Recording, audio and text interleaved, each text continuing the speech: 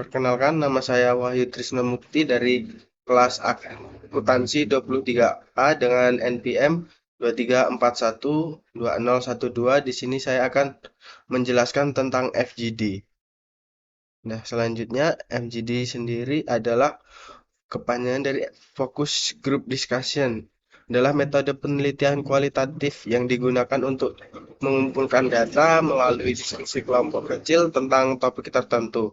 FGD biasanya melibatkan 6 hingga 12 peserta yang dipilih berdasarkan kriteria tertentu yang relevan dengan topik penelitian. Diskusi ini difasilitasi oleh seorang moderator yang bertanggung jawab untuk memandu dan memfasilitasi percakapan agar berjalan dengan lancar.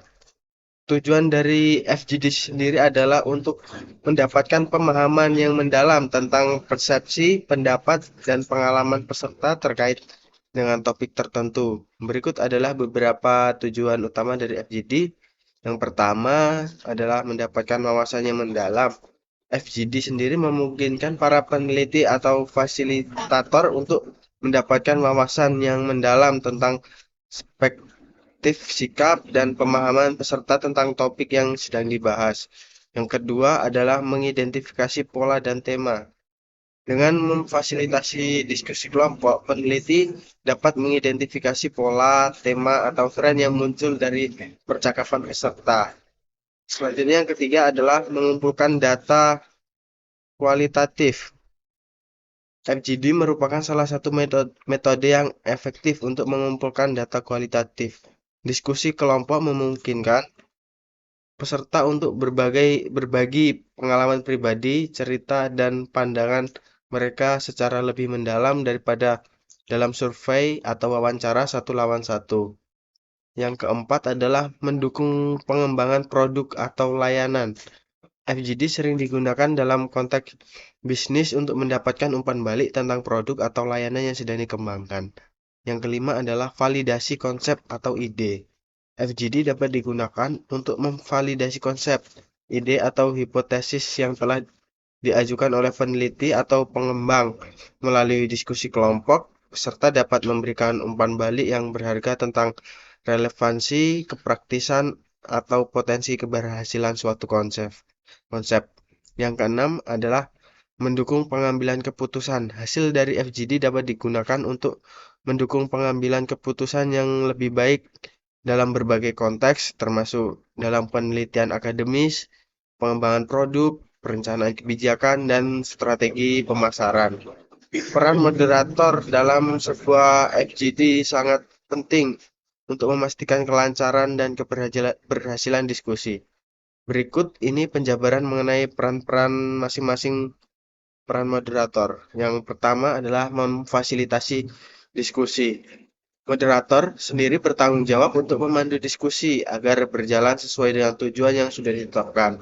Yang kedua, mengarahkan percakapan. Moderator harus mampu mengarahkan percakapan menuju topik yang telah ditetapkan, sambil tetap memungkinkan ruang bagi kebebasan berekspresi bagi peserta.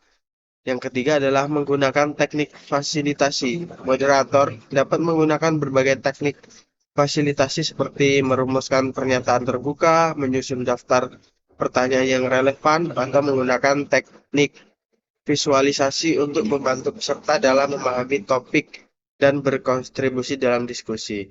Yang keempat adalah menghindari bias.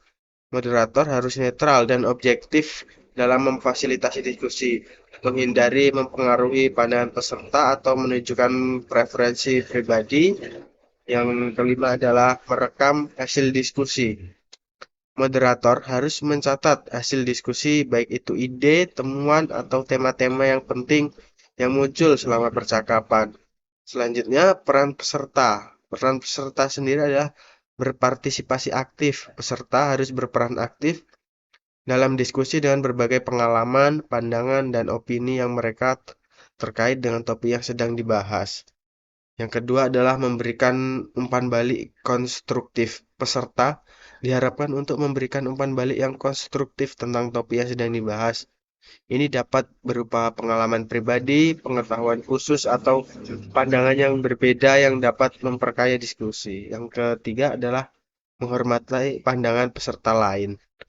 Nah, penting bagi peserta untuk menghormati pandangan dan pendapat peserta lain. Bahkan jika mereka tidak setuju, ini menciptakan lingkungan yang inklusif dan mendukung pertukaran ide yang produktif.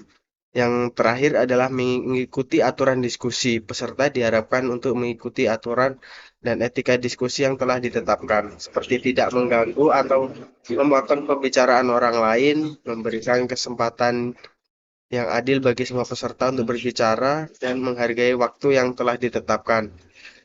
Sekian presentasi dari saya. Saya ucapkan terima kasih.